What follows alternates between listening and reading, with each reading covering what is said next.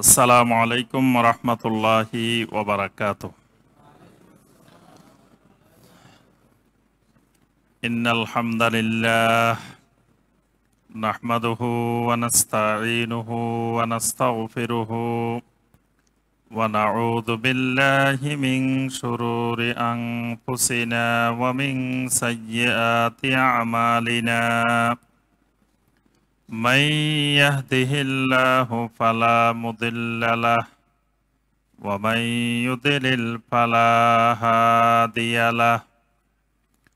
وأشهد أن لا إله إلا الله وحده لا شريك له وأشهد أن محمدا عبده ورسوله. يا أيها الذين آمنوا اتقوا الله حق تقاته ولا تموتن إلا وأنتم مسلمون.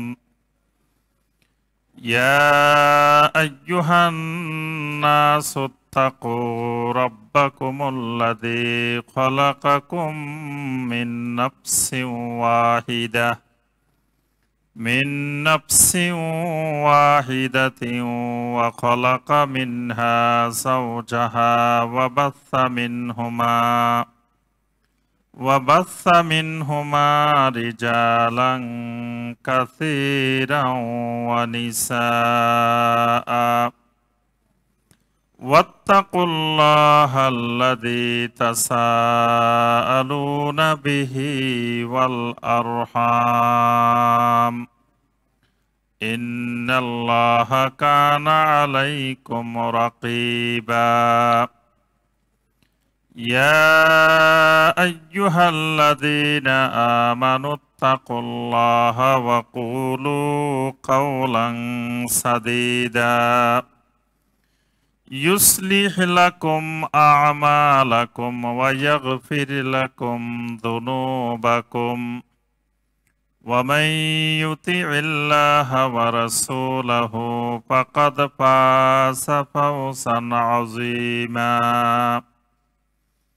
أما بعد فإن خير الحديث كتاب الله وخير الهدي هدي محمد صلى الله عليه وسلم وشر الأمور محدثاتها وكل محدثة بدعة وكل بدعة ضلالة وكل ضلالة في النار. اللهم صل على محمد وعلى آل محمد كما صليت على إبراهيم وعلى آل إبراهيم إنك حميد مجيد. اللهم بارك على محمد وعلى آل محمد كما باركت على إبراهيم وعلى آل إبراهيم إنك حميد مجيد.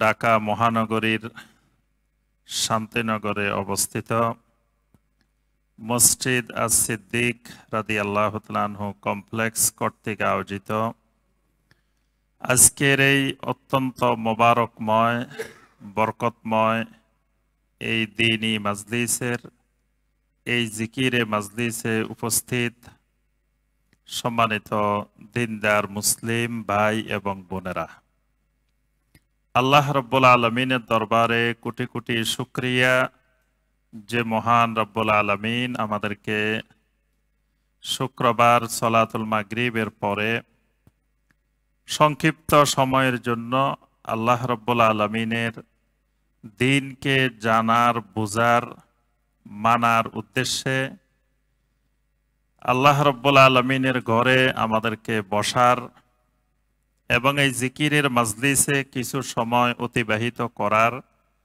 যে মহান রব্বুল আলামিন আমাদেরকে সুযোগ করে দিয়েছেন, সে মহান রব্বুল আলামিনের শুকর আদায় করি। সকলে বলি আলহামদুলিল্লাহ।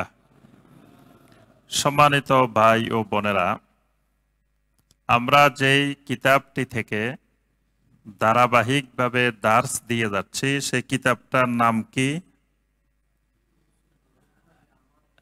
ভালো করে বলেন।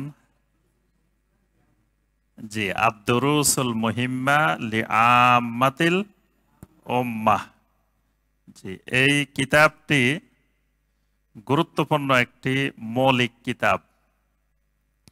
আচ্ছা বলেন তো দেখি, বর্তমান পৃথিবীতে, সমগ্র পৃথিবীতে সবচেয়ে বড় আলেম আছেন কোন জায়গায়? জি, ওরে সবাই চুপ করে রয়েছে, মনে হয় কিছু জানে না। আলেমের ঠিকানা না জানলে পৃথিবীতে কিচ্ছুই জানেন নাই, মনে করলেন যে আমি এখনো কিচ্ছু জানিনি। কারণ আলেম বিহীন আপনি অচল। ইমানের উপরে চলতে হলে, দ্বীনের উপরে চলতে হলে অবশ্যই ওলামায়ে কেরাম চিনতে হবে, ওলামায়ে কেরাম থেকে এলেম নিতে হবে, ওলামায়ে কেরামের সোহবত লাগবেই। এর বিকল্প কোনো রাস্তা খোলা নাই। যদি বলেন যে না ওলামায়ে কেরাম দরকার নাই, আমরা নিজেরা দিন শিখে ফেলবো, দিন বুঝে ফেলবো, দিন মেনে ফেলবো, তাহলে কিরকম দিন মানা হবে জানেন? সেই দিন মানা হবে, চায়না রেডিওতে কোনোদিন বাংলা খবর শুনছেন? এখানে কেউ আছেন চায়না রেডিওতে বাংলা খবর? কেউ শুনেন নাই? ও আল্লাহ, বাংলাদেশে থাকি বাংলা খবর শুনেন নাই, শুনছেন না? এই যে একজন পাওয়া গেছে। আমি অনেক শুনি, মাঝে মাঝে শুনি আর হাসি, আমার কাছে খুব মজা লাগে। মানে চায়নারা বাংলা খবর পড়ে, মানে তারা বাঙালি দিয়ে করাবে না। বাঙালি কেন বাংলা খবর বলবে? মানে চায়নাদের অভ্যাস, তারা প্রত্যেক কাজ নিজেরা করবে। তো বাংলা শিখছে, তারা শিখে তারা বাংলা খবর পড়ে। তা একটা মজার শব্দ আছে সেখানে, সেটা হলো বাংলাদেশে বিভিন্ন রাজনৈতিক দল আন্দোলন করতেছে, এই খবরটা মোটামুটি সবসময় থাকে। তো কি নিয়ে আন্দোলন করতেছে? তত্ত্বাবধায়ক সরকার নিয়ে আন্দোলন করতেছে। আমরা তো বলি কি এটা? তত্ত্বাবধায়ক। হ্যাঁ, তো এটা কিন্তু একটু শব্দটা কঠিন আছে এবং পেশালো, মানে লিখতেও কঠিন, উচ্চারণও একটু কঠিন আছে। কিন্তু তারা তো হইলো চায়না মানুষ, বাংলা শিখছে।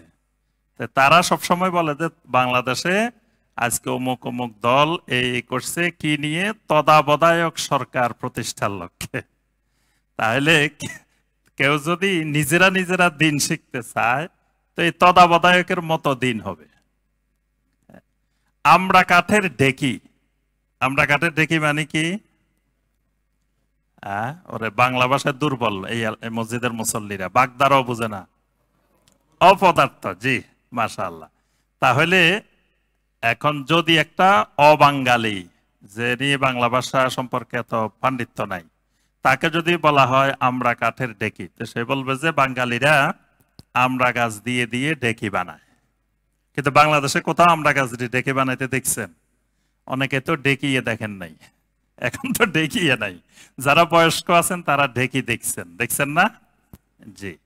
তো এখন এটা জাদুঘরের মতো, কয়দিন পরে ঢেকি দেখতে হইলে জাদুঘরে গিয়ে ঢেকি দেখে আসতে হবে। তো এই যে আমরা বাংলাদেশি হওয়ার কারণে বুঝি যে না আমরা কাঠের ঢেকি মানি, এটা একটা বাগধারা। কিন্তু যিনি বাংলা ভাষাভাষী না, তিনি মনে করবে যে এটা বাগধারা, বুঝবে না, মনে করবে যে এটা ওই বাংলাদেশের মানুষ আমরা গাছ দিয়ে ঢেকি বানায়, ঢেকি তৈরি করে। এই জন্য দেখবেন বাঙালিদের কাছে নবী সাল্লাল্লাহু আলাইহি ওয়াসাল্লাম প্রত্যেকের কবরে হাজির হয়। কাদের কাছে হাজির হয়? বাঙালিদের কাছে। কিন্তু আরবদের কাছে কবরে নবী সাল্লাল্লাহু আলাইহি ওয়াসাল্লাম হাজির হয় না। তো বলে বাঙালিদের কাছে হাজির হয়, আরবদের কাছে হাজির হয় না কেন? নবী সাল্লাল্লাহু আলাইহি ওয়াসাল্লাম হাদিসের মধ্যে বলছেন, কবরের মধ্যে প্রত্যেক ব্যক্তিকে কিছু প্রশ্ন করা হয়। তোর মধ্যে একটি প্রশ্ন হলো মা হাজার রাজুল, মা হাজার রাজুল। তো মা হাজার রাজুলের সরল বাংলা করলে অর্থ হবে এই ব্যক্তিটি কে। এটা হলো সরল বাংলা এটা, কিন্তু এটা কিন্তু সরল বাংলা হবে না, এটা একটা আরবি বাগধারা। তো বাঙালি তো বাগধারা বুঝে নাই, বাঙালি হাদিসে পাইছে যে মা হাজার রাজুল, তাহলে এই ব্যক্তিটি কে? তাহলে ব্যক্তিটা তো নবী সাল্লাল্লাহু আলাইহি ওয়াসাল্লাম, তাহলে ব্যক্তিটাকে না দেখাইলে তাহলে কেমনে ফেরেশতারা প্রশ্ন করবে যে এই ব্যক্তিটা কে? তাহলে এর দ্বারা বোঝা যায় নবী সাল্লাল্লাহু আলাইহি ওয়াসাল্লামকে কবরে এনে হাজির করা হবে। কয় মিয়া দেখেন না টেলিভিশনে ঢাকা শহরে বসে বসে খবর বলে, আমরা এখানে বাড়িতে বসে বসে দেখি এইরকম নবী সাল্লাল্লাহু আলাইহি ওয়াসাল্লামকে কবরে নাকি আমাদের সামনে এনে হাজির করবেন, হাজির করে জিজ্ঞাসা করবেন মা হাজার রাজুল। বাঙালি বুঝছে হাদিসের অর্থ এটা, আর আরবেরা বুঝছে যে এটার অর্থ এটা না। এটার অর্থ কি? এটার অর্থ হলো ওই ব্যক্তিটা সম্পর্কে তোমার মতামত কি, তুমি তার সম্পর্কে কি আকীদা পোষণ করতে, কি বিশ্বাস পোষণ করতে। যেমন নবী সাল্লাল্লাহু আলাইহি ওয়াসাল্লামকে অনেক মানুষ দেখছে, কাফেরেরা দেখছে, ইহুদিরা দেখছে, নাসারারা দেখছে, মুনাফিকেরা দেখছে, আবার আবু বকর, ওমর রাদিয়াল্লাহু তাআলা আনহু তারাও দেখছেন। এক একজন এক এক আকীদা নিয়ে দেখছে, নবী সাল্লাল্লাহু আলাইহি ওয়াসাল্লামের প্রতি এক একজন এক এক আকীদা নিয়ে দেখছে। আমরা যখন বাংলাদেশের কোন জায়গায় প্রোগ্রামে যাই, তো সেখানে বিভিন্ন ধরনের লোক আসে আমাদেরকে দেখার জন্য। কেউ আসে এখানে নাকি একটা আহলে হাদিস আসতেছে, দেখে আসি এদের সিং কয়টা, কি কি রকম আহলে হাদিস দেখতে আসে, মানে নাম শুনছে যে এদের মতো খারাপ পৃথিবীতে আর নাই, তো খারাপটা কিরকম একটু দেখে আসি। আবার কেউ কেউ আসে খুব মহব্বত নিয়ে, যে কালকে একজন অনেক দূরের থেকে কষ্ট করে চলে আসছে আমার প্রোগ্রামে লক্ষ্মীপুরে, বলে যে আমি এক জায়গায় গিয়ে একদিন বলছিলাম, উনি অনেক লম্বা ঘটনা বলছে, সংক্ষিপ্ত কথা হইলো যে লক্ষ্মীপুরের এক জায়গায় তিনি গিয়ে বলছেন যে নবী সাল্লাল্লাহু আলাইহি ওয়াসাল্লামকে সৃষ্টি করা না হইলে আসমান জমিন সৃষ্টি হইতো না। কথাটা আমার কাছে বেখাপ্পা মনে হইতেছে। মানে উনি শুধু কথাটা এরকম বলছে, উনি না জেনে বলছে, এমনি ওনার কমন সেন্সে বলতেছে যে আল্লাহ পাক নবী সাল্লাল্লাহু আলাইহি ওয়াসাল্লামের জন্য কেন আসমান জমিন সৃষ্টি করবেন? আসমান জমিন আল্লাহ ইবাদতের উদ্দেশ্যে সৃষ্টি করেছেন, ওয়ামা খালাকতুল জিন্না ওয়াল ইনসা ইল্লা লিয়াবুদুন। তো উনি বলে যে আমি জিনিসটা এটাতে জাল হাদিস, এটা কিন্তু আগে জানতাম না, কিন্তু না জেনেই এক জায়গায় এই কথাটা বলছি। তো বলার পরে ওই এলাকার যে আলেমদের সামনে বলছে, তারা বলছে আপনার ঈমান চলে গেছে, আপনি এখন তওবা করেন, আপনার তওবা করতে হবে। তো আমি তো পড়ে গেছি বেকায়দায় যে আমাকে তওবা করতে হবে। তো বলে যে আমি পরের দিন ঢাকা ইউনিভার্সিটিতে গেছি আমার এক আত্মীয়ের কাছে, তো তাকে বললাম যে আমি তো এরকম বলছিলাম, আমাকে বলছে তওবা করার জন্য। তো তিনি বললো যে তুমি ডক্টর ইমাম হুসাইনের 100টা জাল হাদিসের আলোচনা আছে, এই 100টা একটু শুনে নিও। তো উনি বলতেছেন যে ওই দিন রাত্রে আমি আর ঘুমাই নাই, সারা রাত রাত্রে শুরু করছি, সকাল পর্যন্ত 89টা জাল হাদিস আপনার এক রাত্রে শুনে ফেলছি। তো এই 89টা শুনতে শুনতে ওখানে এইটা পাই গেছি একটা, যে এটাও জাল হাদিস, লাউলা কালামা খালাকতুল আফলাক, আপনাকে সৃষ্টি না করলে আসমান জমিন কিছু সৃষ্টি করতাম না। এটা পাওয়ার পর আমি এসে আবার বললাম যে ভাই তওবা তো আমি করা লাগবে না, আপনারা করা লাগবে, কারণ আপনারা জাল হাদিসকে ঈমান বানাই ফেলছেন। তাহলে আগে তো মুফতি সাহেবের তওবা করা আগে জরুরি। তওবা তো আমি করবো না, তওবা তো করবে উল্টা তারা, কারণ তারা একটা জাল হাদিস বিশ্বাস করে বসে আছে এবং এটাকে আকীদা বানাই ফেলছে। তা আমি যে কথাটা বলতেছিলাম যে এই মা হাজার রাজুল, এটা দিয়ে তাহলে বাঙালি বুঝছে কি নবী সাল্লাল্লাহু আলাইহি ওয়াসাল্লামকে কবরে কি করবে, হাজির করবে। তো নবী সাল্লাল্লাহু আলাইহি ওয়াসাল্লাম দেখা যায় ঢাকাও আসেন, এক মুহূর্তে ধরেন এখন ঢাকাও মারা গেছে, চট্টগ্রামও মারা গেছে, সিলেটও মারা গেছে, বিভিন্ন জায়গায় মারা গেছে না? তাহলে নবী সাল্লাল্লাহু আলাইহি ওয়াসাল্লাম ঢাকাও আছেন, চট্টগ্রামও আছেন, সিলেটও আছেন, তাহলে নবী সাল্লাল্লাহু আলাইহি ওয়াসাল্লাম সব জায়গায় হাজির নাজির। দেখেন এক শব্দ দিয়ে শিরিকের মধ্যে যাই প্রবেশ করে গেছে, একটা শিরকি আকীদায় প্রবেশ করে গেছে একটা বাক্য দিয়ে। কারণ কি, বাক্যটা যে আরবি বাগধারা, সে বাগধারা হিসাবে বুঝে নাই।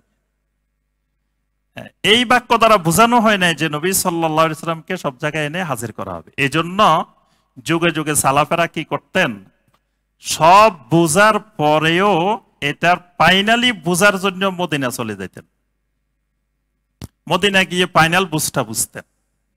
ইমাম আবু ইউসুফ রহমতুল্লাহ আলাইহি, নাম শুনছেন না? হানাফি মাযহাব, কয়টা মাযহাবের সমন্বয়ে হানাফি মাযহাব বলেন তো দেখি? তিনটা মাযহাব। তিনটা মাযহাবের সমন্বয় করে একটা মাযহাব তৈরি করা হয়েছে। এটা মুতাআখিরিনেরা করছেন, মানে আগে পুরাতন প্রাচীন তিনটা মাযহাবকে একত্রিত করে একটা মাযহাব বানানো হয়েছে। এটার নাম হলো হানাফি মাযহাব। এখানে ইমাম আবু হানিফা রহমতুল্লাহ আলাইহির মাযহাব, ইমাম আবু ইউসুফ রহমতুল্লাহ আলাইহির মাযহাব, ইমাম মুহাম্মদ রাহিমাহুল্লাহর মাযহাব, তিনটা মাযহাব ভিন্ন ভিন্ন, তিনটা আলাদা মাযহাব। এখানে তিনটাকে একত্রিত করা হয়েছে।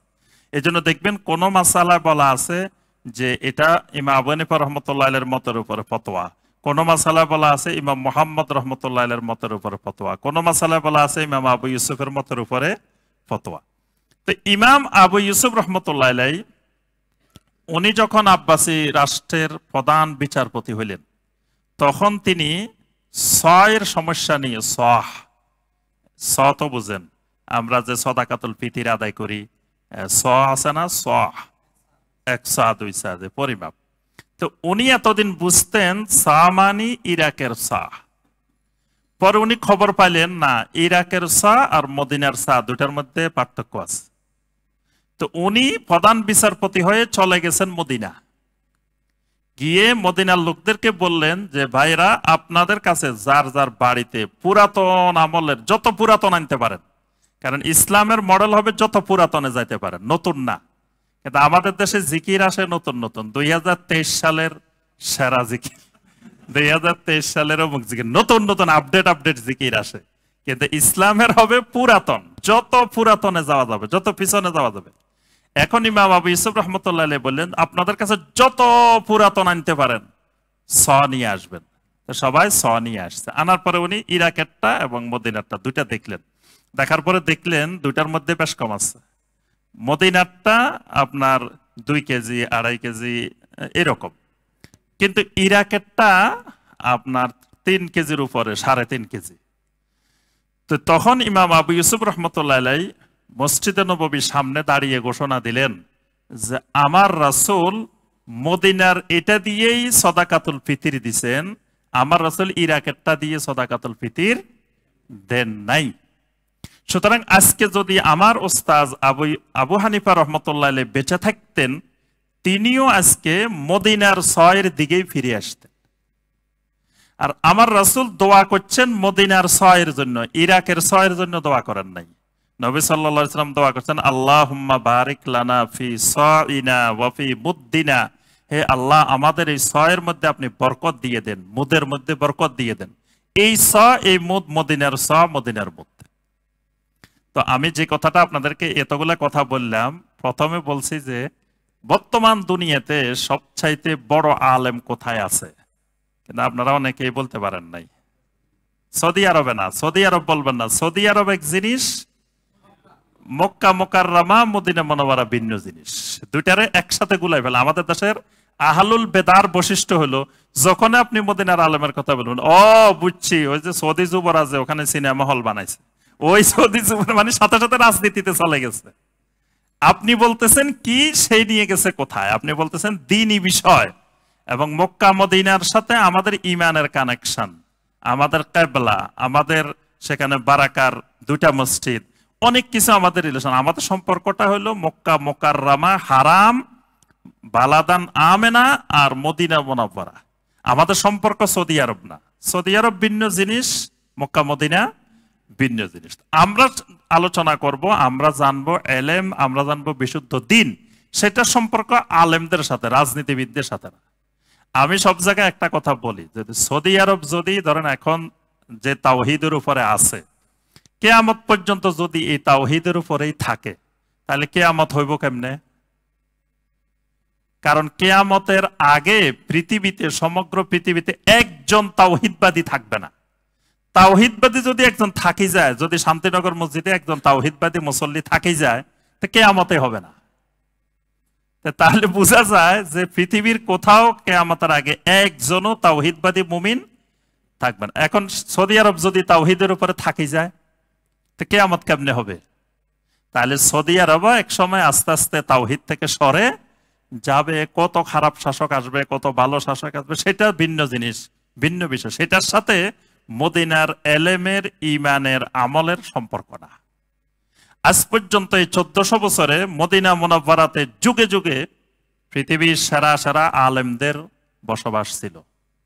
এমনকি দেখবেন যত বড় বড় আলেম, যে ইমাম বুখারী, ইমাম মুসলিম, তিরমিজি, তারা মদিনার অধিবাসী না, দূরের অন্য অঞ্চলের অধিবাসী, কিন্তু তারা এলেম নিছেন, হাদিস নিছেন মদিনা থেকে। ইমাম বুখারী রাহমাহুল্লাহ বুখারী লিখছেন মদিনা বসে বসে। তাহলে এই ওলামায়ে কেরামের যে কথাটা বলছি, যে এখন বর্তমান দুনিয়াতে সবচেয়ে বড় আলেম আছেন কোথায়? মদিনা মুনাওয়ারাতে। ওই মদিনা মুনাওয়ারার ওলামায়ে কেরাম সারা পৃথিবীর মানুষকে সাজেশন করেছেন, পরামর্শ দিয়েছেন যে আপনারা যদি সঠিক দ্বীন শিখতে চান, তো যেই কিতাব দিয়ে আপনাদের পড়াশোনা শুরু করবেন সেটা এই আদ-দুরুসুল মুহিম্মা লি আম্মাতিল উম্মাহ। এটাকে আপনাদের আবশ্যিক সিলেবাস হিসাবে সকল মুমিনের পাঠ্য করার জন্য তারা পরামর্শ দিয়েছে। এই জন্য এই বইটার গুরুত্ব বোঝানোর জন্য এই এতগুলা কথা বলছি। এই জন্য সবাই এটা পড়বেন, জানবেন, বুঝবেন। এবং islamhouse.com এ এটার বাংলা অনুবাদও আছে।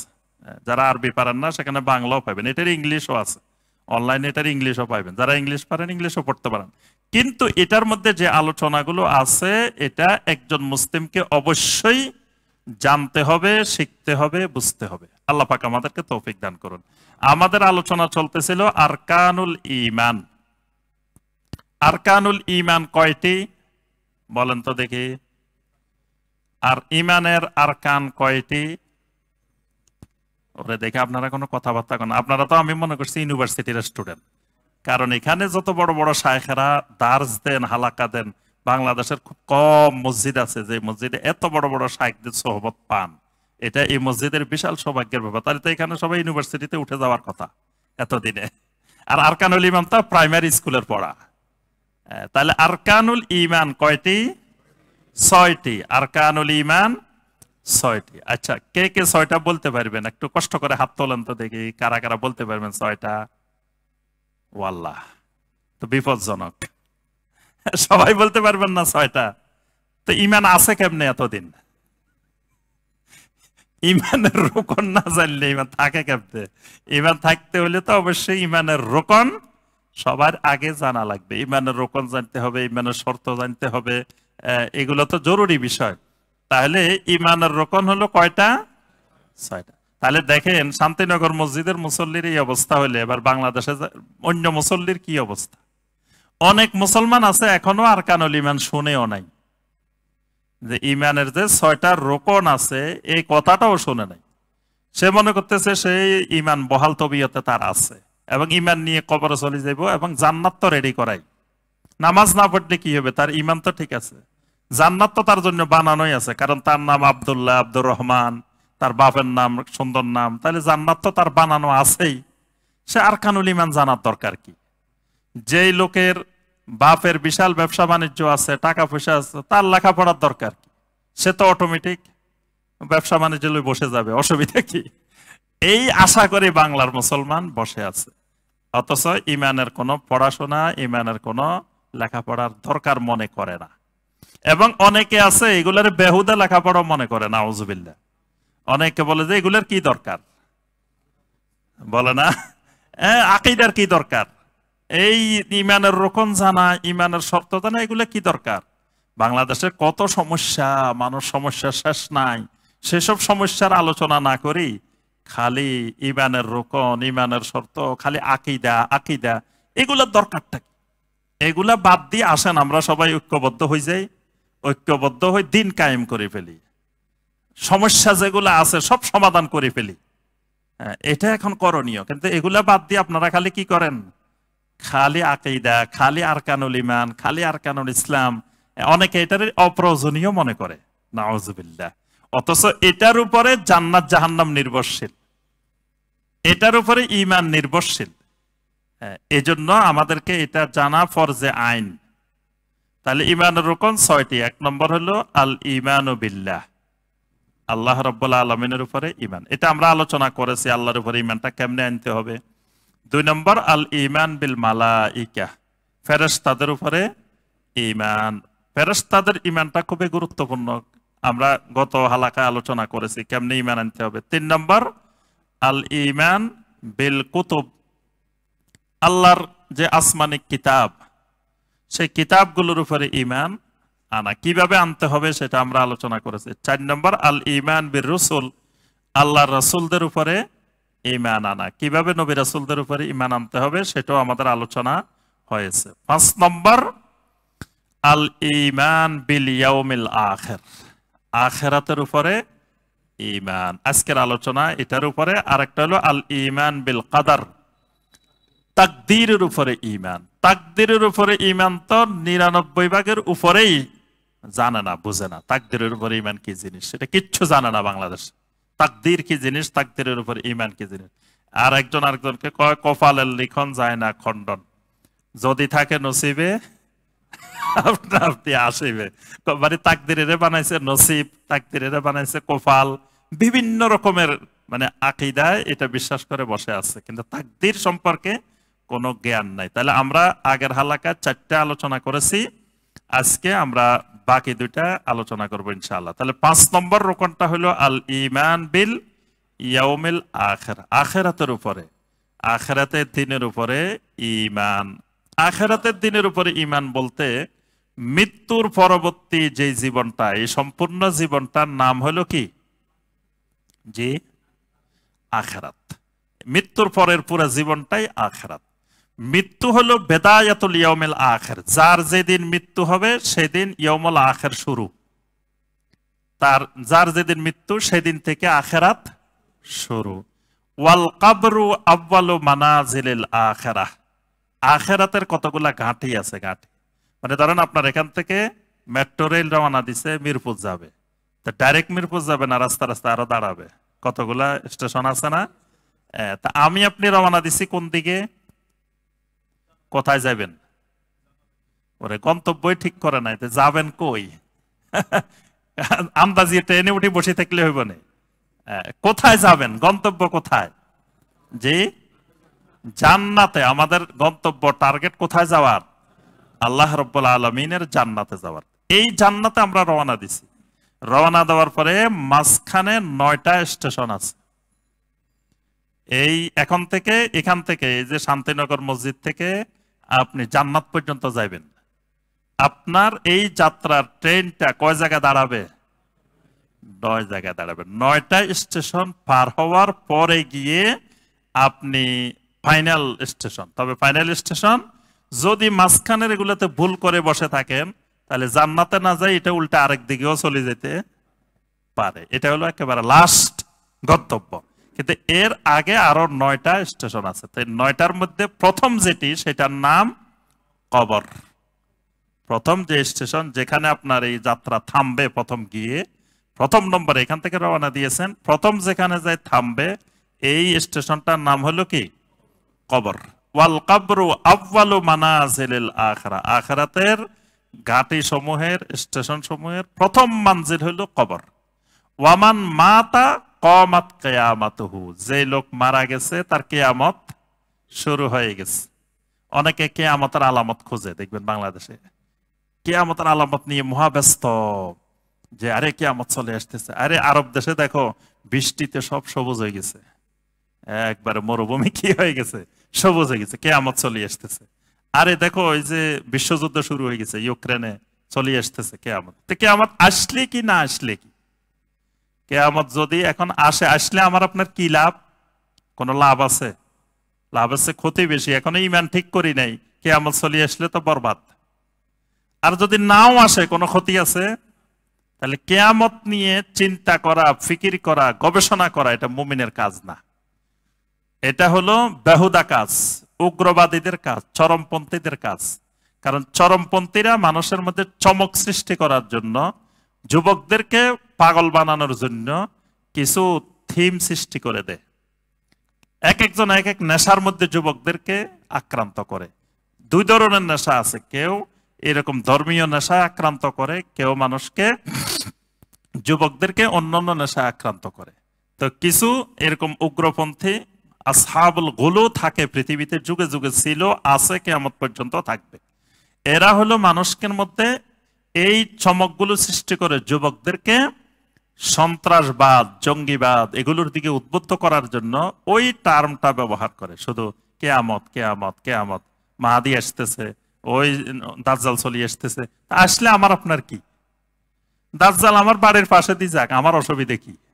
কি অসুবিধা আছে? দাজ্জাল যদি শান্তিনগর মসজিদের এখানে আসে, আপনাদের কোনো অসুবিধা আছে? আসুক। আমার কাজ হলো আমি ঈমান আমল নিয়ে শক্ত হয়ে মজবুত হয়ে দাঁড়ায় থাকবো। তাহলে দাজ্জাল আসুক, দাজ্জালের বাপ আসুক, আমার ঈমান আমল লড়াইতে পারবে না। এই জন্য আমার কাজ হলো আমার তাওহীদ ঠিক করা, আমার ঈমান ঠিক করা, আমার আকীদা ঠিক করা। এটা হলো আমার কাজ। আমার কাজ বাদ দিই ওই দাজ্জাল কোথায় আসতেছে না আসতেছে এত খবর আর আমার দরকার আছে? নবী সাল্লাল্লাহু আলাইহি ওয়াসাল্লাম বলছেন, দাজ্জাল যদি তোমার বাড়ির কাছেও চলে আসে, তাও তুমি উৎসুক হয়ে দেখতে যাইও না যে দাজ্জালের একটু দেখি আসে। বাঙালির অভ্যাস হলো কিন্তু যদি শুনে এখান দিয়ে আসছে দাজ্জাল, কয়ের একবার দেখি আসি না কেমন দাজ্জালটা, এরকম করে না? নবী সাল্লাল্লাহু আলাইহি ওয়াসাল্লাম নিষেধ করছেন, দাজ্জাল আসলে, দাজ্জালের খবর শুনলে দেখতে যাবে না। কারণ দাজ্জাল এত মহা ফিতনা নিয়ে আসবে, তুমি ওই দাজ্জালকে দেখতে গিয়ে তুমি নিজেই ওই ফিতনা আক্রান্ত হয়ে পড়বে। তোমার কাছে ওই ঈমান, ওই শক্তিশালী ঈমান নাই, যেই শক্তিশালী ঈমান দিয়ে দাজ্জালের সামনে পড়লে তুমি রক্ষা পাইবা, ঈমান রক্ষা করতে পারবে। এই জন্য সে চলে আসলেও তার থেকে পালাই থাকবা, তাকে দেখতে যাবা না। তাহলে এই বিষয়গুলো নিয়ে যুগে যুগে সালাফারা কোনোদিন গবেষণা করেন নাই। মাহাদি নিয়ে, দাজ্জাল নিয়ে, কিয়ামত নিয়ে যুগে যুগে 1400 বছরে সালাফারা কখনো গবেষণা করেন না। এটা সালাফদের কাজ ছিল না, এটা আলেমদের কাজ না। আলেমদের কাজ কিয়ামত আল্লাহ পাক যখন দিবেন তখন আসবে।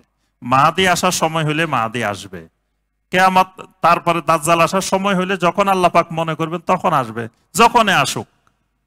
কিন্তু আমার কাজ, আমি আমার ঈমানকে বিশুদ্ধ করা, আমল বিশুদ্ধ করা, তাওহীদ ঠিক করা, এটা হলো আমার মূল কাজ। তো এই জন্য সালাফদের পদ্ধতি হলো মানুষদেরকে ঈমান আমল বিশুদ্ধকরণের প্রতি দাওয়াত দেওয়া। এটাই হলো মৌলিক কাজ। তাহলে আমরা যে বিষয়টা বলছি যে যখন মৃত্যু তখনই আমার কিয়ামত। মাহাদি কখন আসবো, দাজ্জাল কখন আসবো না আসবো, সে সময় আমরা নাও থাকতে পারি পৃথিবীতে। এবং আমরা আল্লাহর কাছে দোয়া করি আল্লাহ যেন ওই দাজ্জালের সম্মুখীন হওয়ার আগে আল্লাহ যেন আমাদেরকে পৃথিবী থেকে নিয়ে যান। কারণ ওই দাজ্জালের সম্মুখীন হইলে আমরা কি ঈমান ধরে রাখতে পারবো কি পারবো না তার নিশ্চয়তা নাই। আচ্ছা, এরপরে আসেন যে আমরা বলছি যে আখেরাতের প্রতি ঈমান বলতে কয়টা জিনিসকে বোঝাবে? মোট 10টা। মানে জান্নাত পর্যন্ত মোট কয়টা গাটি? 10টা গাটি। এই 10টা মানজিলের প্রতি ঈমানের নাম আখেরাতের প্রতি ঈমান। তাহলে এই 10টা মানজিল সম্পর্কে আমরা সংক্ষেপে একটু আলোচনা করি। প্রথম যে মানজিলটা, এই মানজিলের নাম কি? কবর। সর্বপ্রথম আমাদেরকে পৃথিবীর মানুষ মৃত্যুর সাথে সাথে আমাদেরকে নিয়ে যেখানে রেখে আসেন সেই জায়গাটার নাম কবর। এই কবরটা হলো আখিরাতের প্রথম মঞ্জিল। এখানে ঠিক হয়ে যাবে আমার গন্তব্য কোন দিকে, জান্নাতের দিকে না জাহান্নামের দিকে। এই জায়গায় টিকিটটা চূড়ান্ত হবে, মানে টিকিটটা ফাইনাল হবে, যাচাই বাছাই হবে এই জায়গার মধ্যে যে আমার টিকিটটা কি জান্নাতের নেওয়া হয়েছে নাকি জাহান্নামের নেওয়া হয়েছে। এই জন্য এই টিকিট যাচাই করার জন্যই আল্লাহ রাব্বুল আলামিনের 2 জন ফেরেশতা আসবেন কবরের মধ্যে। তারা এসে যাচাই করে দেখবেন যে আমি দুনিয়াতে কি করে এসেছি, কি নিয়ে এসেছি, আমার গন্তব্য কোন দিকে। এটা চূড়ান্ত করার জন্যই তারা এসে আমাদেরকে জিজ্ঞাসা করবেন, মার রাব্বুকা ওয়া মা দীনুকা ওয়া মান নাবিয়্যুকা। এই বিষয়গুলো তারা আমাদের থেকে যাচাই বাছাই করবেন। করার পরে আল্লাহ রাব্বুল আলামিন এই কবরের মধ্যেই কাউকে আল্লাহ সুবহানাহু ওয়া তাআলা এখানে নিয়ামত দিয়ে কবরকে ভরপুর করে দিবেন, আবার কাউকে এখানে শাস্তির মধ্যে নিপতিত করবেন। আচ্ছা, এখন আসেন কবরের যে নিয়ামত আর শাস্তি, এটা কি শরীরের উপরে না রুহের উপরে? বলেন তো দেখি আপনারা। যে দুইটাই, রুহের উপরেও হবে এবং শরীরের উপরেও হবে। নবী সাল্লাল্লাহু আলাইহি সাল্লাম বলছেন, আপনার মুসনাদে আহমদের হাদিস, আবু দাউদের হাদিস, ওয়া তুআদু রূহুহু ফি জাসাদিহি, নবী সাল্লাল্লাহু আলাইহি সাল্লাম বলেন তার রূহকে তার শরীরের মধ্যে ফেরত দেওয়া হয়, ফিরিয়ে আনা হয়। মানে কবরে তো আমরা রেখে আসি শরীরটা, আল্লাহ রাব্বুল আলামিন রূহকে আবার ওই শরীরের মধ্যে ফেরত দিয়ে দেন। তাহলে ফেরত দিলে তখন যে আযাবটা, শাস্তিটা হয়, এটা রূহ এবং শরীর উভয়ের উপরেই হয়। আবার কোন কোন হাদিস দ্বারা বোঝা যায় যে শুধু রূহের উপরেও এই জগতের মধ্যে, বারজাখী জগতের মধ্যে শাস্তি হয়। বর্তমানে কিছু কুফরি ভ্রান্ত আকীদা বের হয়েছে। তন্মধ্যে একটা অন্যতম ভ্রান্ত কুফরি আকীদা হলো নবী সাল্লাল্লাহু আলাইহি ওয়াসাল্লামের হাদিসকে অস্বীকার করার কুফরি ফিতনা। তো এই কুফরি ফিতনার একটা বড় বৈশিষ্ট্য, কয়েকটা কথা শুনলে আপনি বুঝে ফেলবেন যে এই লোকটা এই কুফরি ফিতনার মধ্যে আক্রান্ত হয়ে গেছে। কিছু কমন জিনিস আছে। একটা কমন জিনিস, কোরআনে নাকি কবর আযাবের কোনো কথা নাই। এইটা শুনলে বুঝবেন যে বাস, এই লোক এই ট্যাবলেট খাই ফেলছে, কুফরি ফিতনায় আক্রান্ত হয়ে গেছে, তারাই রোগে ধরে গেছে। তারপরে আরেকটা হলো, আপনাকে বলবে যে এই কোরআনে কারিমের মধ্যে এই বিষয় নাই, ওই বিষয় নেই, আরো বিভিন্ন বিষয় বলবে। ওই দিন আমি আপনার উত্তরা 11 নম্বর সেক্টর মসজিদে খুতবা দিলাম। তো খুতবার আলোচনার মধ্যে আমি বলছি যে সালাত প্রথমে 50 ওয়াক্ত আল্লাহ পাক ফরজ করেছেন, এরপরে আল্লাহ পাক এটাকে কমায় 5 ওয়াক্ত করছেন।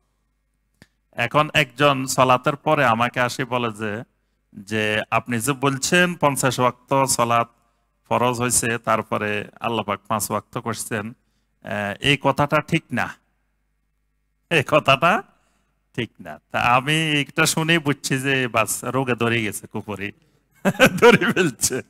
কারণ সহিহ আল বুখারীর হাদিস বলতেছে এটা ঠিক না, এবং মেরাজের ব্যাপারে 50 জনের অধিক সাহাবী হাদিস বর্ণনা করছেন।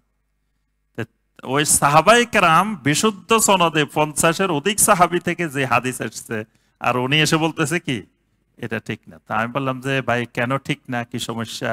এটা তো সহিহ আল বুখারীর হাদিস, এটাকে কোনো মুহাদ্দিস কি বলছে যে বুখারীর মধ্যে জাল আছে, দঈফ হাদিস আছে, বা এটা কি সহিহ না হাদিসটা?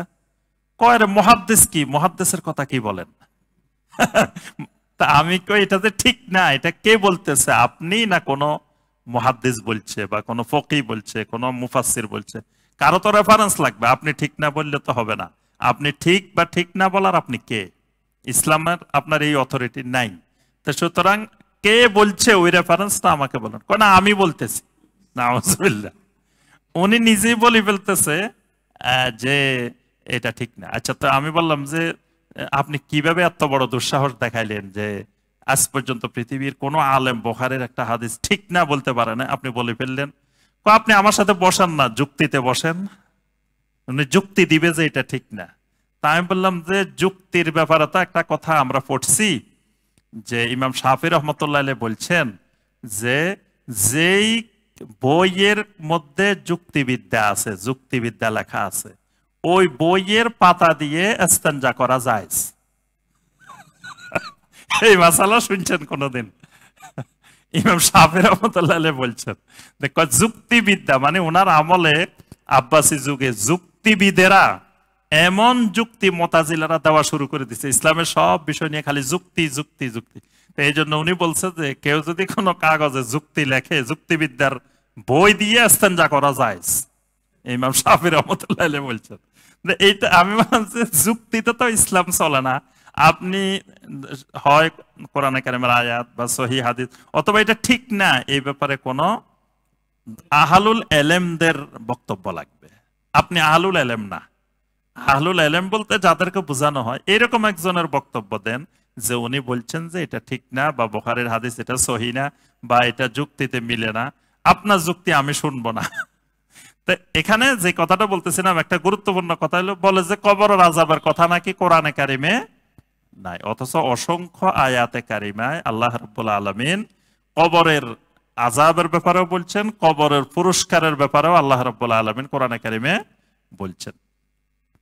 কবরের পুরস্কারের ব্যাপারে আমরা দুইটা আয়াত বলি, একটা হলো সূরা ইব্রাহিমের 27 নম্বর আয়াত। আল্লাহ সুবহানাহু ওয়া তাআলা বলছেন, ইউসাব্বিতুল্লাহুল্লাযীনা আমানু বিল কাউলিস সাবিতি ফিল হায়াতিদ দুনিয়া ওয়া ফিল আখিরাহ।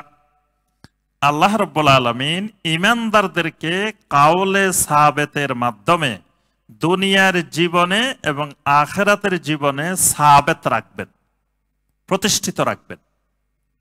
কাউলে সাবেতটা কি? কাউলে সাবেত হলো লা ইলাহা ইল্লাল্লাহ। কাউলে সাবেত হলো কি? আচ্ছা, লা ইলাহা ইল্লাল্লাহর কয়টা নাম জানেন আপনারা? দেখি বলেন তো দেখি। আপনারা তো সবাই তাওহীদি জনতা নাকি? কি তাওহীদি মুসলিম জনতা না?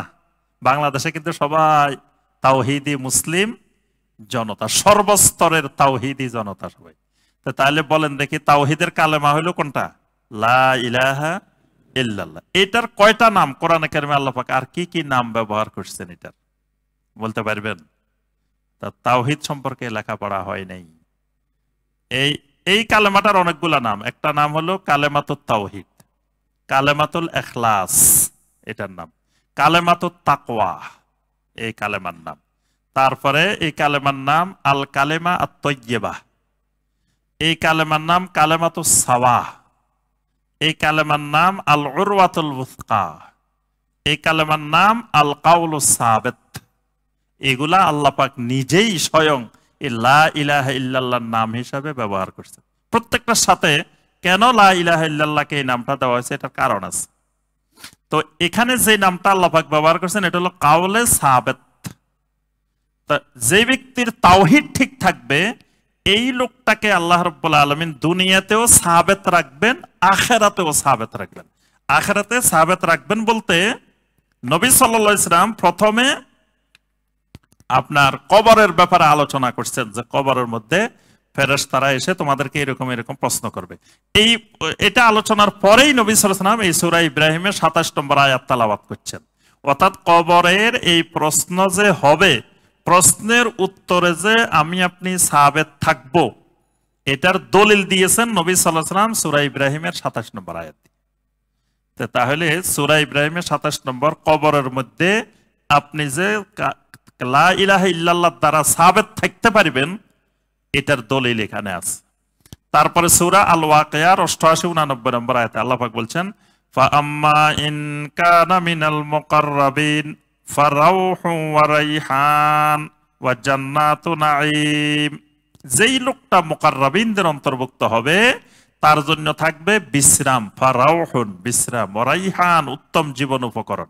কোথায়? কবরের মধ্যে। নবী সাল্লাল্লাহু আলাইহি ওয়াসাল্লাম এটার ব্যাখ্যাই করছেন যে ওই যে লোকটা উত্তর দিতে পারবে তাকে আল্লাহ রাব্বুল আলামিন জান্নাতের বিছানা, জান্নাতের পোশাক, তারপরে তার জন্য জান্নাতের দিকে দরজা খুলে দিবেন।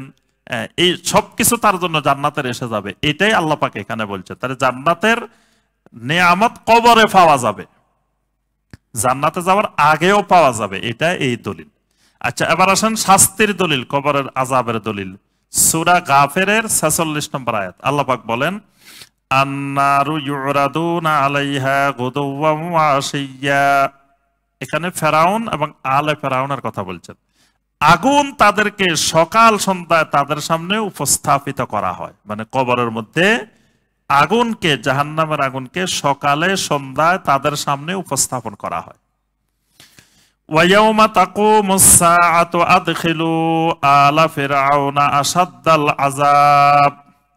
আর কিয়ামতের দিন, যেদিন কিয়ামত কায়েম হবে, সংগঠিত হবে, সেদিন ফেরাউনের অনুসারীদেরকে কঠোরতম আযাবে প্রবেশ করানো হবে। সেদিন বলা হবে যে আলে ফেরাউনকে কঠিন আযাবের মধ্যে ঢুকাও। তাহলে কিয়ামতের আগে সকাল সন্ধ্যা তাদের কবরে আগুনকে তাদের সামনে পেশ করা হয়। তাহলে কবরের আযাব হয়, এটা কোরআন দ্বারাও প্রমাণিত, কোরআন দ্বারাও দলিল আছে। আরো অসংখ্য আয়াতে কারিমায় এই বিষয়টা আছে।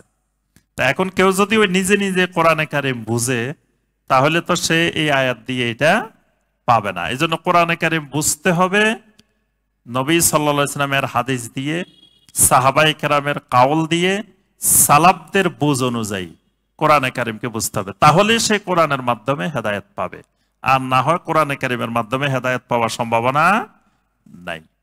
তাহলে এক নম্বর গেল কি কবর। 2 নম্বর হলো আশরাতুস সাআ। আশরাতুস সাআ মানে কিয়ামতের আলামত। কিয়ামতের আলামতটা 3 ধরনের। এক ধরনের আলামত হলো দূরবর্তী আলামত। দূরবর্তী আলামত গুলো হয়ে গেছে, যেমন নবী সাল্লাল্লাহু আলাইহি ওয়াসাল্লাম আসা, এটা কিয়ামতের একটা আলামত। তা আল্লাহ রাসূল এসে গেছেন মানে কিয়ামতের প্রথম আলামত প্রকাশ হয়ে গেছে। চাঁদ দ্বিখণ্ডিত হওয়া, এটাও কিয়ামতের একটা আলামত। আল্লাহ পাক বলছেন ইকতারাবাতিস সাআ, কিয়ামত নিকটবর্তী হয়ে গেছে। ওয়ানশাক্কাল কামার, চাঁদ বিদীর্ণ হয়ে গেছে। তাহলে এটাও কিয়ামতের একটা আলামত, প্রকাশিত হয়ে গেছে। তারপরে হেজাজের ভূমি থেকে আগুন বের হওয়া, এটাও কিয়ামতের একটা দূরবর্তী আলামত। আর কিছু আছে মাঝারি আলামত, কিয়ামতের মাঝারি আলামত। মাঝারি আলামত গুলো কি? একটা হলো হাদিসে জিবরিলের মধ্যে আছে, নবী সাল্লাল্লাহু আলাইহি ওয়াসাল্লামকে কিয়ামত কবে হবে জিজ্ঞাসা করা হয়েছে। নবী সাল্লাল্লাহু আলাইহি ওয়াসাল্লাম বলছেন, যিনি প্রশ্ন করছেন তার থেকে আমি বেশি জানি না। তিনি বলছেন তাহলে কিছু আলামত বলেন।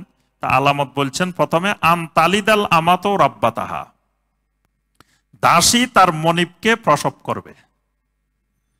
ওয়া আন তারাল হুফাতাল উরাতাল আলাতা রিয়া আশা ইয়াতাতাওয়ালুনা ফিল বুনিয়ান, নগ্নপথ, বস্ত্রহীন, দরিদ্র, বকরির রাখাল, এরা বিরাট বিরাট দালান কোঠা নির্মাণের প্রতিযোগিতায় গর্ব অহংকারে মত্ত হয়ে যাবে। এটা প্রকাশ হয়ে গেছে। আজকে দেখবেন যে এই মানের লোকেরা এখন বড় বড় বিল্ডিং বানাইতেছে, প্রাসাদ বানাইতেছে, তারপরে বিশাল বিশাল পদে অধিষ্ঠিত। এটা কিয়ামতের মাঝারি আলামত। 30 জন মিথ্যাবাদী দাজ্জাল বের হবে মূল দাজ্জালের আগে। এটা মাঝামাঝির মূল আলামত আসার আগে এই আলামত গুলো চলতে থাকবে। ফোরাত নদী থেকে স্বর্ণের পাহাড় বের হওয়া, এটাও কিয়ামতের একটা মাঝারি ধরনের আলামত। ফাইনাল আলামত গুলো শুরু হয়ে যাবে মাহাদির আগমনের মাধ্যমে। সর্বপ্রথম আসবেন মাহাদি, তারপরে আসবে মাসিহে দাজ্জাল, তারপরে ঈসা ইবনে মারিয়াম, তারপরে ইয়াজুজ মাজুজ, তারপরে কাবাগর ধ্বংস হওয়া, কাবাগরের অলংকারগুলো লুট হওয়া, তারপরে ধোঁয়া বের হওয়া। কোরআনে কারিমকে আল্লাহ পাক পৃথিবী থেকে আকাশে তুলে নিবেন। পশ্চিম দিক থেকে সূর্য ওঠা, দাব্বাতুল আরদ নামক প্রাণীটা বের হওয়া, ইয়ামেনের দিক থেকে বিশাল আগুন বের হওয়া। এগুলো হলো বড় বড় চূড়ান্ত আলামত গুলো। এটাও আখিরাতে বিশ্বাসের অন্তর্ভুক্ত। তা আমি আপনি যখন এগুলো ঘটবে তখন দুনিয়াতে থাকবো না, আমরা চলে যাবো কোথায়? কবরে। এগুলো আমাদের জন্য আখিরাতের জীবন। এই জন্য এগুলো আমাদের জন্য কি? আখিরাতের জীবন। কারণ এগুলো যখন ঘটতেছে আমরা কোথায় আছি? আখিরাতে আছি, আমরা দুনিয়াতে নাই। এই জন্য এটাও আখিরাতের একটা মানজিল। 3 নম্বর মানজিল আল বাআস, পুনরুত্থান। আল্লাহ রাব্বুল আলামিন আবার আমাদেরকে কবর থেকে তুলবেন, এটার নাম বাআস। 4 নম্বর হলো আপনার বাআসের পরেই হাসর। হাসর মানে একত্রিত করা। আল্লাহ রাব্বুল আলামিন একটা হাসরের ময়দান কায়েম করবেন। ময়দান কায়েম করে ওই ময়দানে আমাদেরকে সকল মানুষকে এক জায়গায় সমবেত করবেন, এটার নাম হলো হাসর। 5 নম্বর হলো হিসাব। এগুলার আবার একটার পরে একটার বিশাল বিশাল দূরত্ব, মাঝখানে দীর্ঘ সময় অতিবাহিত হয়ে যাবে একটার পর একটা। 5 নম্বরে আসবে হিসাব। হিসাব শুরু হয়ে যাবে। আম্মা জান আয়েশা রাদিয়াল্লাহু তাআলা আনহা বলতেন, আমার কাছে সবচেয়ে কোরআনে কারীমের কঠিন আয়াত হলো এটা, যে ওয়ামাই ইয়ামাল সুআন ইউজজা বিহি, যেই মন্দ কাজ করবে আল্লাহ তাকে তার যাজা দিবেন। তাহলে আমরা তো কম বেশি মন্দ কাজ করছি, সেই যাজা তো আল্লাহ দিবেনই। তো নবী সাল্লাল্লাহু আলাইহি ওয়াসাল্লাম বললেন যে আল্লাহ পাক তোমাকে পৃথিবীতে কষ্ট দিলে এই কষ্টের মাধ্যমে আল্লাহ পাক তোমার ওই আযাবকে ওই যাজা দিয়ে দিবেন, দুনিয়াতে দিয়ে দিবেন। তা আম্মা জান আয়েশা বললেন, তাহলে আল্লাহ যে বলছেন ফা আম্মা মান উতিয়া কিতাবাহু বিয়ামিনিহি, যে আল্লাহ যার ডান হাতে আমলনামা দিবেন তার হিসাবটা ফাসাউফা ইউহাসাবু হিসাবান ইয়াসীরা। তাহলে হিসাবে ইয়াসিরটা কি? সহজ হিসাব। নবী সাল্লাল্লাহু আলাইহি ওয়াসাল্লাম বলে সহজ হিসাব মানে তোমার হিসাবে নেওয়া হবে না। হিসাব যার নিবে, আল্লাহ পাক যার হিসাব নিবে সে আর বাঁচতে পারবে না, সে শেষ, সে ধরা খাই গেছে। আর হিসাবে ইয়াসির মানে আল্লাহ রাব্বুল আলামিন হিসাবে নিবেন না, হিসাব ছাড়াই তাকে পার করে দিবেন, এটার নাম হিসাবে ইয়াসির। তাহলে 5 নম্বর কায়েম হবে হিসাব। 6 নম্বর হলো মিজান, মিজান কায়েম হবে। মিজানের মধ্যে কি কি মাপবে বলেন তো দেখি? মিজানটা কি রকম? আগে কথা বলেন, মিজান কি রকম? মিজানের বাংলা কি? মিথ্যা কথা। মিজানের বাংলা হবে না, এগুলার কোনো বাংলা হবে না। মিজান, মিজান দাড়ি পাল্লা যে আপনি দেখছেন কেমনে? কি দাড়ি পাল্লা বললে একটা চিত্র আমাদের সামনে চলে আসবে, তা আপনি যেটা দাড়ি পাল্লার মতো না কিসের মতো আপনি আমি কেমনে জানি? আল্লাহ পাক মিজান বলছেন, মিজানে বাস আমরা ঈমান আনবো, এটার নাম কি? মিজান। এই মিজানটাও আখিরাতের একটা গাঁটি। মিজান, মিজানের মধ্যে কি মাপবে আল্লাহ পাক বলেন তো দেখি? কি মাপবে? আমল। আর যে খালি আমলে মাপবে না আরো কিছু মাপব? 3 জিনিস মাপবেন। একটা হলো বান্দার আমল মাপবেন। আমল, আমলের ওজন আছে, কিন্তু আমলের কি আছে? ওজন আছে। প্রত্যেকটা আমলের একটা ওজন আছে। এই জন্য নবী সাল্লাল্লাহু আলাইহি ওয়াসাল্লাম বলছেন যে সুবহানাল্লাহি ওয়া বিহামদিহি সুবহানাল্লাহিল আযীম, এই দুইটা কি? সাকিলাতানে ফিল মিজান, মিজানের মধ্যে খুব ভারী, মানে এটার ওজন খুব বেশি। সবচেয়ে ওজনে জিনিস কোনটা বলেন তো দেখি? এইটা দিতে পারলে দুনিয়ার আর সবকিছু একদিকে, এটা একদিকে, দিলেই শেষ। তাওহীদ, তাওহীদ হলো সবচাইতে ভারী। নবী সাল্লাল্লাহু আলাইহি ওয়াসাল্লামের একটা স্পষ্ট হাদিস আছে, এই হাদিসের মধ্যে তিরমিজিতেও আছে, মুসনাদ আহমদ আছে। 99 দপ্তর আমলনামা এক পাল্লা, আর শুধু কালেমে শাহাদাতটা এক পাল্লায় দেওয়ার পরে মনে হচ্ছে যে ওই পাল্লার মধ্যে কিছুই নেই, মানে এত ভারী হয়ে গেছে। এই জন্য লা ইলাহা ইল্লাল্লাহর সাথে আর কোনো কিছুর ওজন না, এটা এত ভারী। তাহলে প্রথমত আমল মাফা হবে মিজানের মধ্যে। আবার আমল যে সহিফার মধ্যে, মানে যেখানে আমল নামা লেখা আছে, আমল নামাও মাফা হবে। খালি আমল মাফা হবে না, আমল নামা সহকারে মাফা হবে। আবার আমল কারীকেও মাফা হবে, যিনি আমল করছেন ওনাকেও কি মাফা হবে। তাহলে যিনি আমলকারী তিনি ওজন বেশি হলে ভালো নাকি? তাহলে মিজানের মধ্যে কি ওজন বেশি হবে? আব্দুল্লাহ ইবনে মাসউদ রাদিয়াল্লাহু তাআলা আনহুর পায়ের নলাগুলা ছিল একেবারে চিকন চিকন।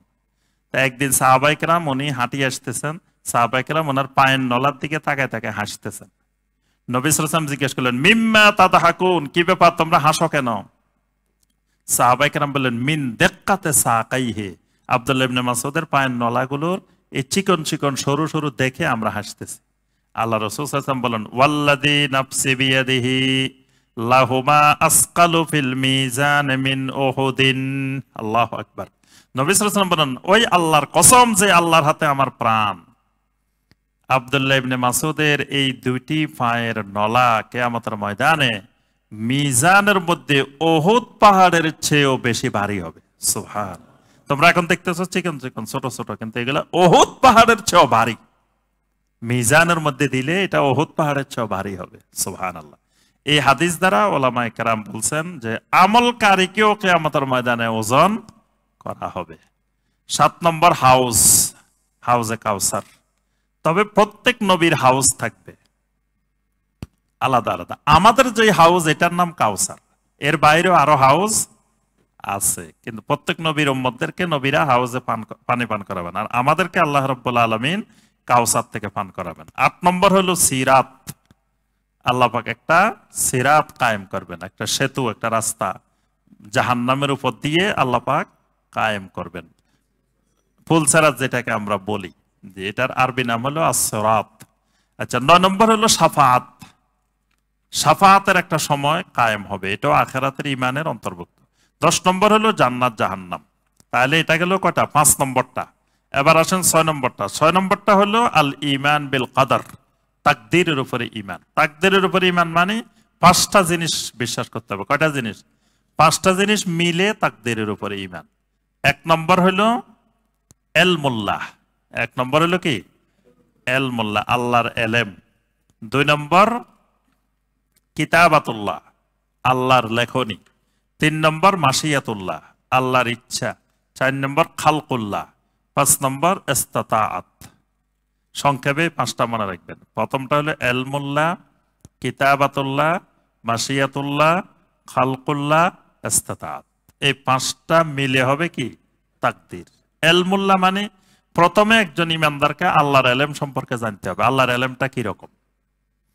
আল্লাহ সুবহানাহু ওয়া তাআলার এলেম এত বিস্তৃত যে একটা গাছের পাতা ঝরে পড়লে সেটার এলেমও আল্লাহ রাব্বুল আলামিনের কাছে আছে। তাহলে আল্লাহর এলেমটা কত সূক্ষ্ম, মানে আল্লাহর এলেমের বাহিরে আসমান জমিনের কোনো জায়গায় কোনো কিছু অবশিষ্ট নাই। তাহলে আল্লাহর এলেমের অতীত বর্তমান ভবিষ্যৎ নাই। তাহলে আমি আপনি কি করব না করব এটা আমার আপনার জন্য ভবিষ্যৎ, রাব্বুল আলামিনের জন্য এটা ভবিষ্যৎ ছিল না। ভবিষ্যৎ ছিল না, নাইও। অর্থাৎ আল্লাহ রাব্বুল আলামিনের ইলমের মধ্যে সবকিছু আছে। আল্লাহ পাক মাখলুককে সৃষ্টি করার, আসমান জমিন সৃষ্টি করার 50,000 বছর আগে তাকদীর লিখেছেন। আল্লাহ সুবহানাহু ওয়া তাআলা এই কদরকে, তাকদীরকে আসমান জমিন সৃষ্টির 50,000 বছর আগে আল্লাহ পাক লিখেছেন। কি দিয়ে লিখছেন? আল্লাহ রাব্বুল আলামিনের এলেমের আলোকে লিখছেন। আচ্ছা, প্রথম হলো আল্লাহর এলেম। দ্বিতীয় হলো আল্লাহ রাব্বুল আলামিনের কিতাবা, অর্থাৎ আল্লাহ পাক সবকিছু লিখে রাখছেন। মা ফাররাতনা ফিল কিতাবি মিন শাই। আল্লাহ পাক বলেছেন আমার কাছে এমন এক কিতাব আছে যেটার মধ্যে কোনো কিছু বাদ নাই। তো অনেকে এই কিতাব মানে বুঝে রয়েছে কোরআন। এই কিতাব মানে কোরআন না। কোরআনে কিতাব বলতে অনেক জিনিসকে বোঝায়। কিতাব বলতে কোরআনকেও বোঝায়। আবার কিতাব বলতে আপনার লাউহে মাহফুজকে, তাকদীরকেও কিতাব বোঝায়। আবার কিতাব বলতে আমলনামাকেও কিতাব বলা হয়। কোরআনে কয়েকটা অর্থে কিতাব ব্যবহার হয়েছে। তাহলে আল্লাহ রাব্বুল আলামিন যা কিছু ঘটবে সবকিছু কি করছেন? লিখে রেখেছেন। তাহলে আমি কি করব না করব রাব্বুল আলামিন এগুলো সব কি করছেন? লিখে রেখেছেন। 3 নম্বর মাশিয়াতুল্লাহ, যত লিখাই লেখা থাক না কেন আল্লাহ পাক ওই লেখা মেনে চলতে বাধ্য না। আল্লাহ রাব্বুল আলামিনের একটা মাশিয়াত আছে। আল্লাহ পাক চাইলে আল্লাহ যে কোনোটা করতে পারেন। এজন্য আল্লাহ পাক বলেছেন আল্লাহ চাইলে ওয়ায়াগফিরু লিমান ইয়াশা, আল্লাহ চাইলে যাকে চাইবেন ক্ষমা করে দিতে পারেন। শিরকের ব্যাপারে বলছেন ইন্নাল্লাহা লা ইয়াগফিরু আন ইউশরাকা বিহি ওয়া ইয়াগফিরু মা দুনা যালিকা লিমান ইয়াশা। লিমান ইয়াশা, আল্লাহ যাকে চাইবেন সব গুনাহ মাফ করে দিতে পারেন। এটা আল্লাহর মাশিয়াত। আমরা মনে করি আপনার বৃষ্টি হইতে হলে মেঘ লাগে, স্বাভাবিকভাবে মেঘ আসে, বৃষ্টি আসে। আল্লাহর মাশিয়াত মেঘ ছাড়াও বৃষ্টি হতে পারে। আমরা জানি মা বাবা দিয়ে সন্তান হয়। আল্লাহর মাশিয়াত হলে মা বাবা ছাড়াও সন্তান হইতে পারে, বাবা ছাড়াও সন্তান হইতে পারে, যেটা আল্লাহ রাব্বুল আলামিন দেখাই দিয়েছেন। এটাকে বলা হয় আল্লাহ সুবহানাহু ওয়া তাআলার মাশিয়াত। আমার তাকদীরে একটা লেখা আছে, আল্লাহ লিখে রেখেছেন, কিন্তু আল্লাহ চাইলে এটা পরিবর্তন করতে পারেন। এটা ক্ষমতা আল্লাহর আছে, এটাকে বলা হয় মাশিয়াতুল্লাহ। 4 নম্বর হলো খালকুল্লাহ, প্রত্যেকটি জিনিসের খালেক আল্লাহ। তাহলে আমার ভালো যেটা সেটার খালেকও আল্লাহ, আমি যে খারাপ কাজ করি এটার খালেক কে? এটার খালেকও আল্লাহ। তো যদি আল্লাহ খালেক হয় তাহলে আমি দোষী কেন? হ্যাঁ, এটা হলো 5 নম্বর বিষয়টা, ইস্তাতাআত। মানে আল্লাহ রাব্বুল আলামিন খালেক। যেমন ধরেন আমি ঘুষ খাইছি, তাহলে এই যে গুনার কাজটা করছি, ঘুষ খাওয়ার জন্য আমাকে আগে লেখাপড়া করতে হয়েছে। লেখাপড়ার জ্ঞানটা দিছে কে? আল্লাহ। তারপরে আমার এই চাকরিতে বসা লাগছে, এই চাকরিটা দিছে কে? আল্লাহ। তাহলে আমি ওই ঘুষ খাওয়া পর্যন্ত পৌঁছতে যা কিছু ব্যবহার করছি সব আল্লাহর, এগুলার খালেক আল্লাহ। আমার মেধাটা দিছেন আল্লাহ, তাহলে সবকিছুর খালেক আল্লাহ। যে চুরি করছে সে চুরি করা পর্যন্ত পৌঁছতে যা কিছু ব্যবহার করছে, হাত ব্যবহার করছে, মেধা ব্যবহার করছে, সব দিয়েছেন কে? আল্লাহ। এই জন্য আল্লাহ হলেন সবকিছুরই খালেক। কিন্তু বান্দাকে আল্লাহ রাব্বুল আলামিন পুতুল বানান নাই, পাথর বানান নাই। বান্দার ইচ্ছা শক্তি আছে, স্বাধীন ইচ্ছা শক্তি দিয়েছে। অন্যান্য মাখলুকের সাথে বান্দার পার্থক্য এই জায়গায় যে বান্দাকে, মানুষকে আল্লাহ রাব্বুল আলামিন জিনকে মানুষকে স্বাধীন ইচ্ছা শক্তি দিয়েছেন, কিন্তু অন্যদেরকে এই স্বাধীন ইচ্ছা শক্তি দেওয়া হয় না। এই কারণে আমাদেরকে জান্নাত জাহান্নাম, অন্য মাখলুকের আর জান্নাত জাহান্নামের দরকার নেই, কারণ তাদেরকে এই স্বাধীন ইচ্ছা শক্তিটা দেওয়া হয় নাই। এখন আল্লাহর দেওয়া জিনিসটা আমি চাইলে ভালো কাজেও ব্যবহার করতে পারি, চাইলে খারাপ কাজেও ব্যবহার করতে পারি। এই ব্যবহারটা আমার এখতিয়ারে। এই হাতটা রব্বুল আলামিন সৃষ্টি করেছেন, কিন্তু রব্বুল আলামিন এটা আমার নিয়ন্ত্রণে দিয়েছেন। আমি এটা চাইলে মুট করতে পারতেছি, চাইলে খুলতে পারতেছি, চাইলে নড়াচড়া করতে পারতেছি। এটার খালেক আল্লাহ, কিন্তু আল্লাহ সৃষ্টি করে আমার তত্ত্বাবধানে দিয়ে দিয়েছেন, আমি এটার নড়াচড়া করতে পারতেছি আল্লাহর হুকুমে। তাহলে এটাকে বলা হয় ইস্তাতাআত। এই পাঁচটা জিনিসের সমন্বয় হলো আল ঈমান বিল কদর, তাকদীরের উপরে। এটার আরো বিস্তারিত বিষয় জানবেন, আর আমার এই বইতে একবারে বিস্তারিত 6টা ঈমানের রোকন, এখানে তাকদীরের বিষয়গুলো, আখিরাতের বিষয়গুলো সবগুলোই মোটামুটি বিস্তারিত আকারে আলোচনা আছে। এটা শুধু এই 6টা ঈমানের বিষয়, এই বিষয়ে আলোচনা আছে। আল্লাহ পাক আমাদেরকে বিশুদ্ধ ঈমান আনার তৌফিক দান করুন। আল্লাহ রাব্বুল আলামিন আমাদেরকে আরকানুল ঈমানকে জানার, বোঝার, আমল করার তৌফিক দান করুন। আমরা ইনশাআল্লাহ পরবর্তী দার্সে আকসামুত তাওহীদ, তাওহীদের প্রকারভেদ, আমরা এই ইয়া থেকে আদারসুর রাবে ৪র্থ পার্ট থেকে আমরা আলোচনা করব ইনশাআল্লাহ।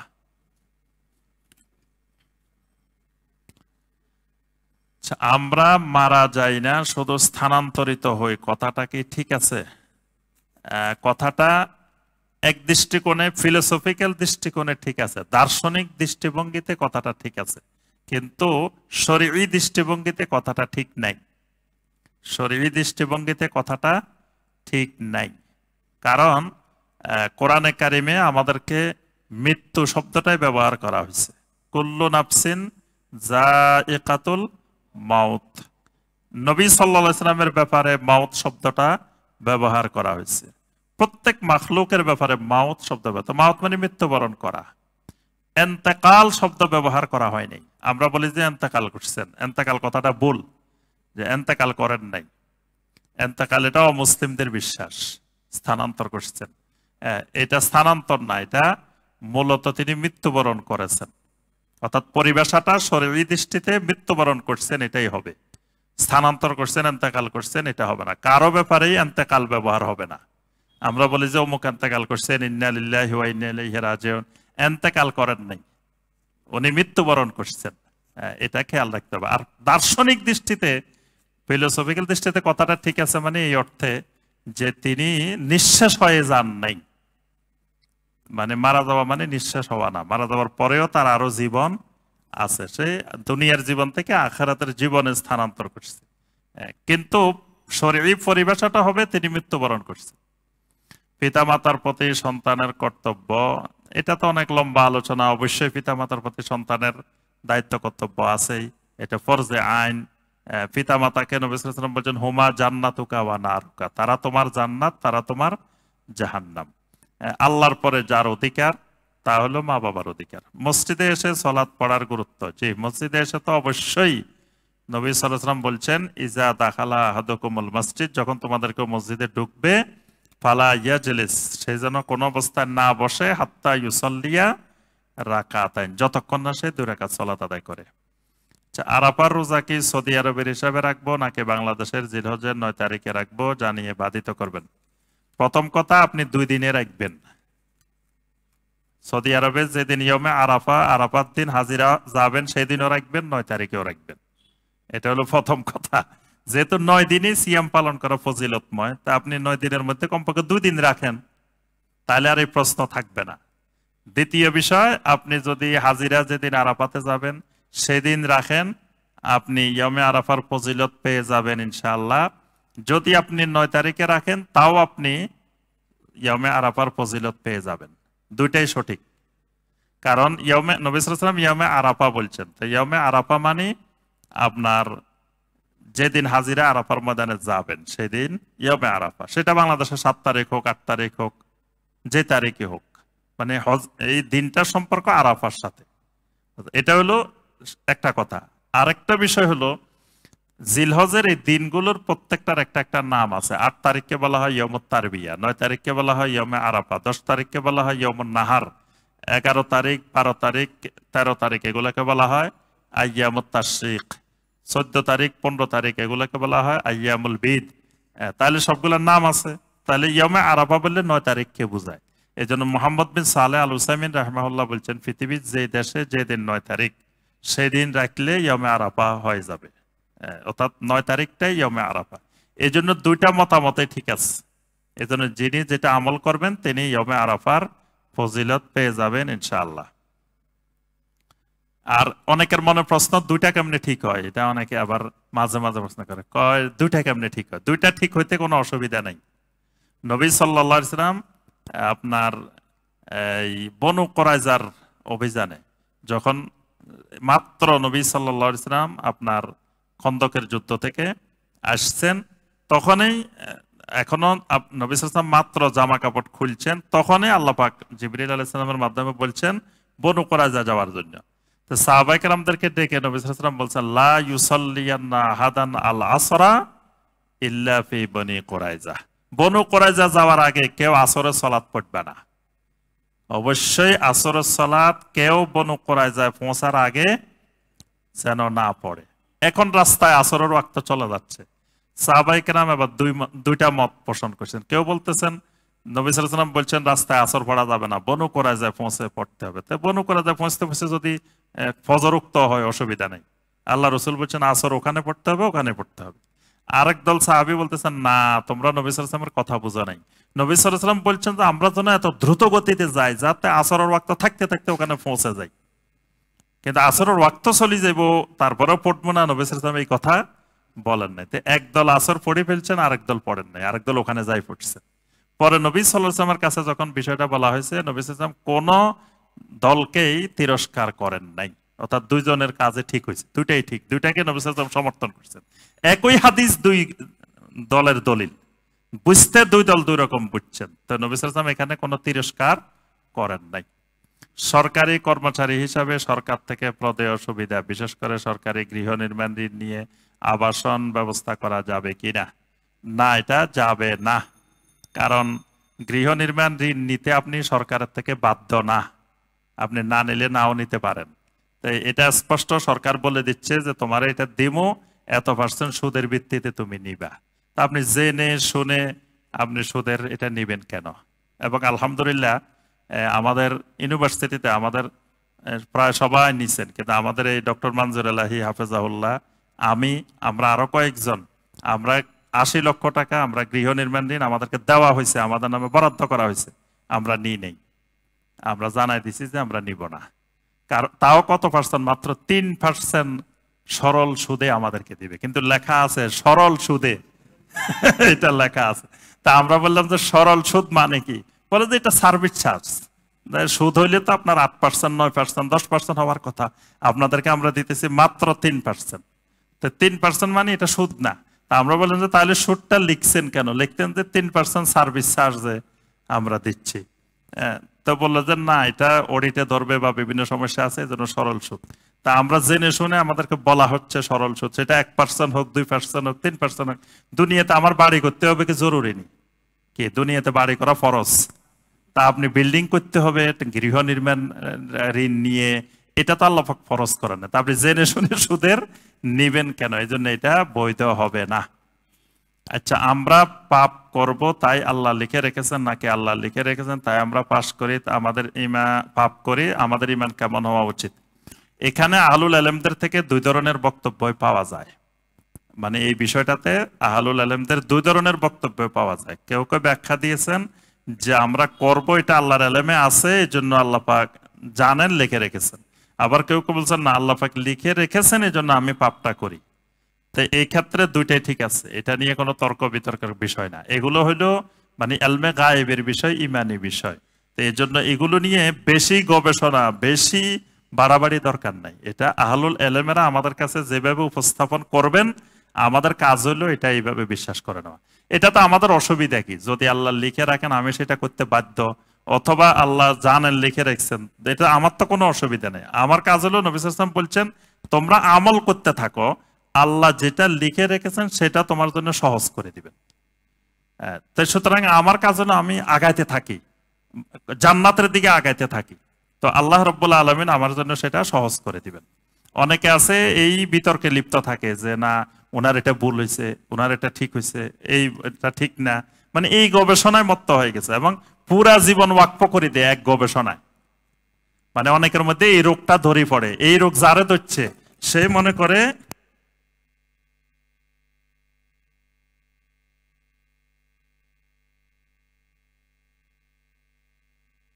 সারা পৃথিবীতে ঈদ করা, রোজা রাখা। এই রোগে যে বাইরে ধরছে উনি মনে করেন যে আল্লাহ তারে দুনিয়াতে পাঠাইছে এই কাজের জন্য, আর দ্বিতীয় কোনো কাজ নাই। আমি কিছু মানুষকে, কিছু আলেমকেও দেখছি তার ঘুমে, জাগ্রত, শয়নে, স্বপনে, ঘুমে 24 ঘন্টা এই বিষয় নিয়ে চিন্তা ফিকির। তো ইসলামের কাজ কি খালি এটা, এর বাইরে আর কাজ নাই? হ্যাঁ, তো এটা যদি ঠিক হয় ঠিক আছে, তো এটা তো একটা বিষয়। এই জন্য মানে এটা রোগে ধরে গেছে, বুঝতে হবে যে এটা তাকে রোগে ধরে গেছে। এক একজন দেখবেন এক একটা নিয়ে মহা ব্যস্ততার মধ্যে পড়ে গেছে, মনে হয় যে এই জন্য আল্লাহ তারা দুনিয়া পাঠাইছে। এই জন্য এইগুলো একটা দুটা বিষয় নিয়ে এইভাবে অনেক ভাইকে আমরা দেখি এরকম রোগে ধরে যায়, এটা ঠিক না। আচ্ছা, বর্তমানে যুবক সম্প্রদায় কিভাবে একনিষ্ঠ ইসলামের পথে নিজেদের রাখতে পারবে, যেখানে সবাই এত দলে দলে বিভক্ত, দেখা যায় মাসালা তাকলিদ বা ঐক্যমতের কারণে একে অন্যের শত্রুতে পরিণত হয়? না, যুবকদেরকে আমরা যেটা পরামর্শ দিব সেটা হলো কোরআনে কারিম, নবী সাল্লাল্লাহু আলাইহি ওয়াসাল্লামের সহিহ হাদিস, এই দুইটাকে শক্ত করে ধরবেন এবং সেটা সালাফদের মানহাজে বুঝবেন। এবং বুঝার জন্য যে সমস্ত ওলামায়ে কেরাম সালাফদের মানহাজে দিন বুঝেন তাদের সোহবতে থাকবেন, তাহলে আপনি আর গোমরাহ হওয়ার সম্ভাবনা নাই। আলেমদের থেকে বিচ্ছিন্ন হবেন, আপনি গোমরাহি ধরে ফেলবে আপনাকে, ফেতনা আক্রান্ত হয়ে যাবেন। এজন্য আলেমদের সোহবতে, তবে সব আলেমদের সোহবতে না, যারা সালাফদের মানহাজে দিনকে বুঝেন তাদের সোহবতে। আচ্ছা, কি বলছেন যে কালচার আর ইসলাম কি একসাথে যায়? জি জি, সংস্কৃতি এবং ইসলাম, জি। ইসলামেরও তো সংস্কৃতি আছে, মানে ইসলাম তো সংস্কৃতি বিরোধী না, তবে যে সংস্কৃতির সাথে ইসলামের সংঘাত আছে, ইসলাম যেটাকে সাপোর্ট করে না সেটা করা যাবে না, যেটা ইসলাম সাপোর্ট করে, সমর্থন করে সেটা করা যাবে। এটাতে মানে বিরোধ না, যে অনেক কালচার আছে যেটাকে ইসলাম সমর্থন করে না। পানা পিল্লাতে বিশ্বাসী ব্যক্তির ক্ষেত্রে দাওয়াত কিভাবে শুরু করব যদি সে কারো বন্ধু হয়? পানা পিল্লা এই বিশ্বাসটা ভ্রান্ত বিশ্বাস, শিরকি বিশ্বাস। আল্লাহর ক্ষেত্রে পানা হইতে কোরআন হাদিসে কোথাও বান্দাকে বলা হয় নাই। তো যদি কেউ এই জাতীয় ভ্রান্ত বিশ্বাসে বিশ্বাসী হয়, তার সাথে আপনার দাওয়াত দেওয়ার জন্য যতটুকু দরকার এতটুকু ওয়ালা, আর বাকি অংশ থাকবে বাড়া। কারণ সে যে একটা বিভ্রান্ত অবস্থার মধ্যে চলে গেছে, আপনি যদি পুরো 100 ভাগ সম্পর্ক বিচ্ছিন্ন করে ফেলান, তাকে দাওয়াত দিবে কে, বুঝাবে কে বিষয়টা? এই জন্য বোঝানোর জন্য যতটুকু দরকার এতটুকু সম্পর্ক রাখতে হবে, আর বাকিটা সম্পর্ক রাখা যাবে না। বুঝতে হবে সে শিরকের মধ্যে ঢুকে গেছে, কুফরের মধ্যে ঢুকে গেছে, আল্লাহর কাছে দোয়া করতে হবে আর তাকে দাওয়াত দিতে হবে। আল্লাহ পাক আমাদের সবাইকে দিনকে সঠিকভাবে বোঝার তৌফিক দান করুন। আমিন ইয়া রাব্বাল আলামিন। সুবহানাকাল্লাহুম্মা বিহামদিকা আশহাদু আল্লা ইলাহা ইল্লা আনতা